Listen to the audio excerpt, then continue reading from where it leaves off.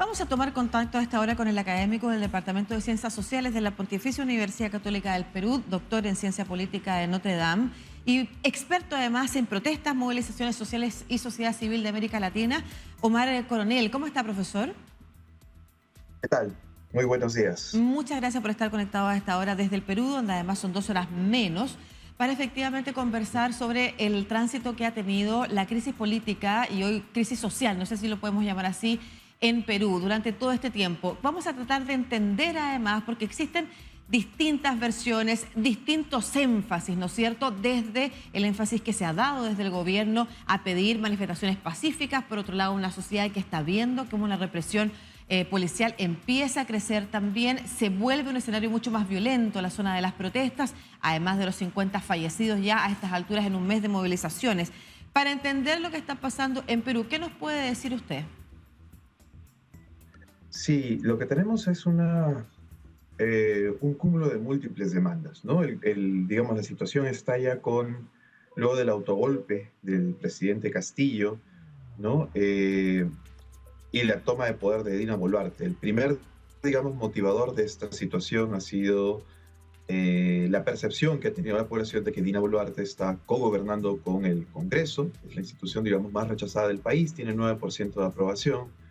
Y además, obviamente, es una reacción también a la represión brutal, digamos, con la que ha reaccionado el gobierno a las protestas. Inicialmente estas eran unas protestas un poco más focalizadas de las bases castillistas, que no eran muchas, pero tenían presencia nacional, ¿no? Pero mi impresión es que la protesta ha escalado básicamente más por la represión brutal del gobierno y por un discurso que deslegitima por completo las protestas, ¿no? Señalando o acusándolas de ser organizadas por remanentes de grupos subversivos de los 80 o, bueno, por grupos vinculados a actores políticos bolivianos o al crimen organizado, ¿no?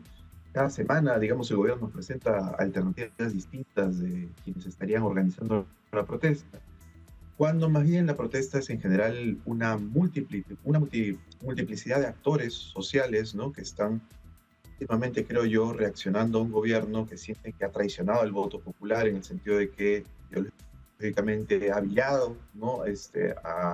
a representar a los sectores que perdieron las elecciones del 2021 y en segundo lugar reaccionando sobre todo a una represión que, como tú has mencionado, se ha cobrado la vida ya de 55 ciudadanos.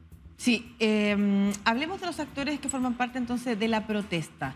Usted ha mencionado, y quisiera avanzar más en eso más adelante, sobre los remanentes de Sendero Luminoso u otros grupos terroristas que pudieran haber quedado, ¿no es cierto? Y cómo eso ha ido también apareciendo como un sentir, no solamente que está presente en el discurso de las autoridades, sino que se habla de esta pesadilla que ha significado también para los ciudadanos peruanos volver a encontrarse con estos actos de violencia, o incluso se habla mucho de vuelta al terrorismo en el Perú. ¿Qué tanto hay de eso realmente en los grupos que hoy se están movilizando? ¿Quiénes forman parte de los grupos que se movilizan? Sí, este es un discurso del gobierno, en verdad, y es un discurso que, en verdad, distintos gobiernos de izquierda y de derecha han utilizado cuando han estado en el poder. En el Perú lo llamamos el terruqueo, ¿no? Que es una forma muy rápida de convocar a los fantasmas del conflicto armado interno para poder legitimar la represión y al mismo tiempo desconocer las protestas. En las protestas actuales, la particularidad es que nacen muy de abajo, a diferencia de otras, ¿no? Donde más bien lideraban partidos, lideraban organizaciones sociales nacionales, ¿no? O por último eran autoconvocadas por jóvenes, clase medieros, urbanos, ¿no? Como el estallido del 2020. En la actualidad lo que vemos desde diciembre es una movilización que ha sido nutrida sobre todo por comunidades campesinas, organizaciones muy locales, distritales, en la Sierra Sur, en la zona indígena del país, ¿no? O con mayor población indígena del país, ¿no? Que ha ido escalando primero a capitales de provincia, luego a capitales regionales y por último hacia Lima, ¿no? Pero que vienen de organizaciones muy locales, fragmentadas. En el Perú es uno de los países con una tasa de protesta más alta en América Latina, pero no hemos tenido organizaciones sociales nacionales estructuradas, ¿no? Con mucha representación. Sin embargo, sí tenemos organizaciones sociales muy, muy locales. Estas organizaciones, ¿no? Estoy hablando de comunidades campesinas, rondas campesinas, juntas de regantes, frentes de defensa, comités locales, comités barriales, son las que en su gran mayoría están nutriendo estas protestas, ¿no? Profesor, perdón, ¿y Y hay cuáles son las algunos actores que intentan.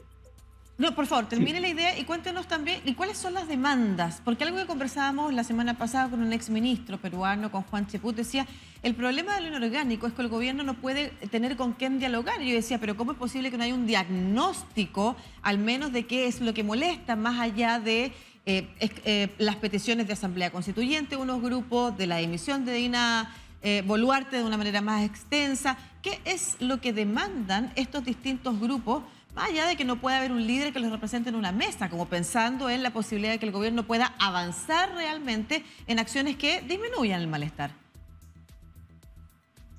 sí, efectivamente, y esto tiene que ver con lo que decía, solamente para terminar la idea, ¿no? Que están toda esta multiplicidad de actores bastante desarticulados, y que claro, hay algunos grupos radicalizados, más que remanentes de Sendero, creo yo, que prácticamente, digamos, como estructura organizada no están, pero sí hay algunos grupos radicalizados que se empoderan justamente por la represión, y algunos otros actores vinculados a las economías ilegales, ¿no? Pero sobre todo en la primera fase de diciembre. Ahora lo que tenemos en demandas es también una gran heterogeneidad. Digamos, el mínimo común denominador que se ha generado hasta ahora es la salida de Dina Boluarte. Pero no hay, digamos, después de eso muchos consensos sobre qué es lo que se quiere, ¿no? Hay, digamos, un gran malestar, sin embargo, a diferencia del 2020, ya no solamente con el político que representa la violencia ahora, que es, ¿no?, la violencia contra los manifestantes, que es Boluarte, sino también una búsqueda de cambiar, de cambio más profundo, ¿no? O sea, es esta represión y esta circunstancia la que está empujando la idea de la Asamblea Constituyente, porque la gente llega a la conclusión de que, mira, esto no se va a resolver ni con elecciones, ni con reformas de corto plazo, ¿no? Sino que necesitamos un cambio más grande, y es un poco que se ancla en la idea de Asamblea Constituyente. Sin embargo, como dices, lamentablemente no hay ningún liderazgo con el que se pueda, digamos, a partir del cual se pueda promover una agenda, digamos, mucho más específica, más coordinada, ¿no? Y tampoco un diálogo con Boluarte, aunque mi impresión también es que el diálogo con Boluarte, que el momento del diálogo con Boluarte ya pasó. Ahora lo que tenemos es múltiples sectores que no reconocen a Boluarte ya solamente como una traidora, sino como una asesina. Y en ese sentido es bien difícil, digamos, generar algún punto de convergencia, de reconocerla como una interlocutora válida, ¿no? Y creo que el gobierno está demostrando una deriva autoritaria que ciertamente es importante rechazar, ¿no? Y ahorita más amplios sectores están sumándose, digamos, a esa denuncia justamente por lo que estás mostrando, ¿no?, los eventos de los últimos días. Y entre ellos lo que pasó en la Universidad de San Marcos, ¿no es cierto? ¿Nos puede explicar qué fue lo sucedido durante el fin de semana y el ingreso a una universidad que nos recuerdan también muy malos momentos de la época del fujimorismo, ¿no es cierto? El ingreso a universidades porque supuestamente hay grupos subversivos al interior y lo que se encuentra finalmente es una serie de campesinos movilizados, estudiantes también, que son, según las alertas que han levantado diversos organismos internacionales, detenidos vulnerando el debido proceso. Sí, efectivamente, ¿no? Este es lo que ha ocurrido en San Marcos, que es la decana de América, la universidad más antigua de las Américas, ha sido bochornoso, ¿no? Ha sido absolutamente arbitrario.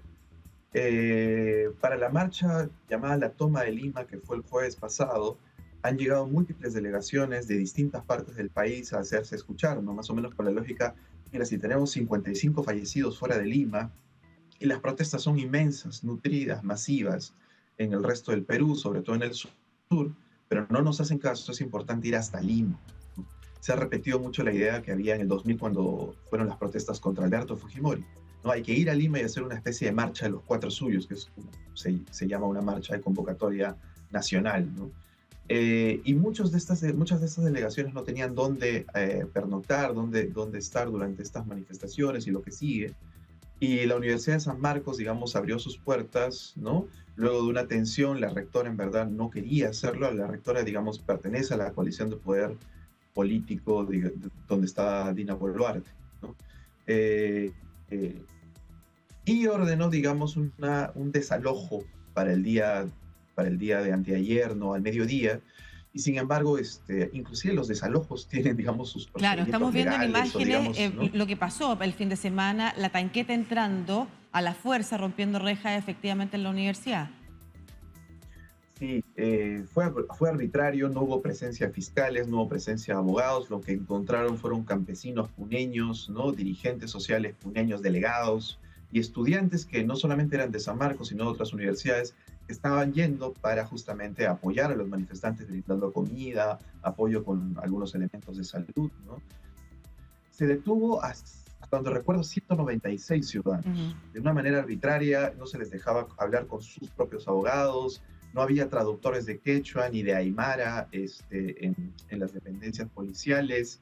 Se les detuvo 2 días, ¿no? Más básicamente, y en muchos casos incomunicados, ¿no? Se les obligó a algunos a firmar documentos sin que hubiese presencia ni de fiscal ni de abogados, cuando ni siquiera había una comprensión en la lengua muy fluida, ¿no?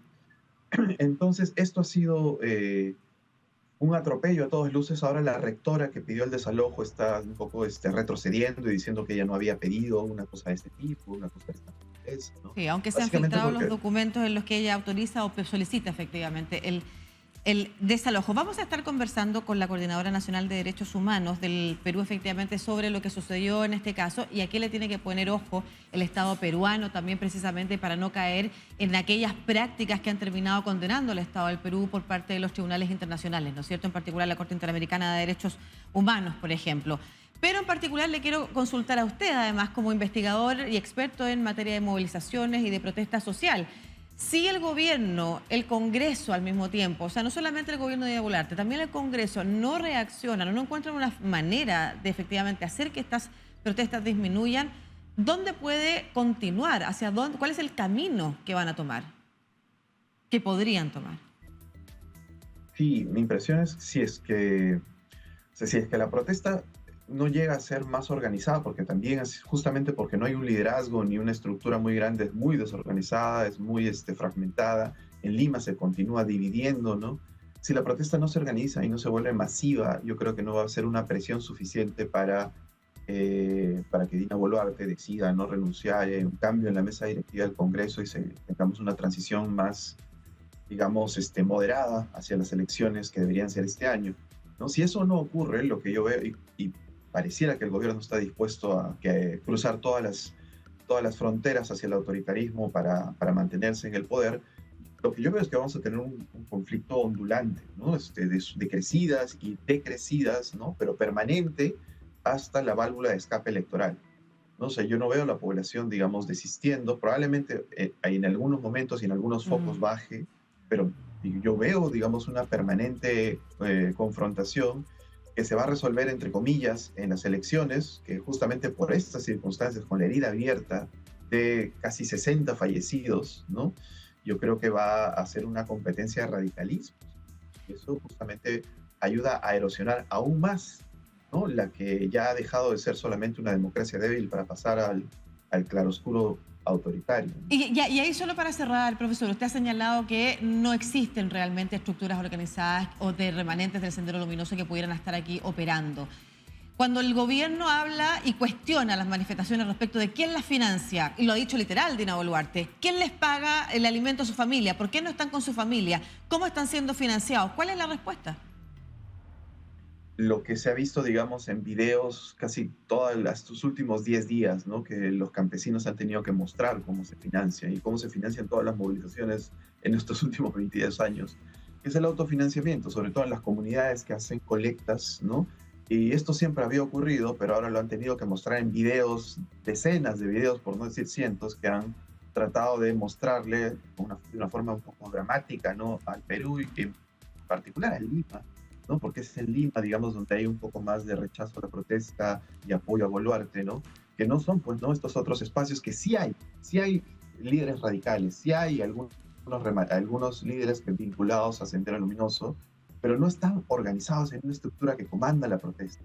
Tienen presencia y esa presencia a veces se empodera justamente por el radicalismo del gobierno, ¿no? El radicalismo engendra más radicalismo en las bases sociales, ¿no? Pero no son los que organizan y dirigen, ¿no? Y las economías ilegales también estuvieron presentes, pero sobre todo en la primera fase. En esta segunda yo lo veo mucho menos presente.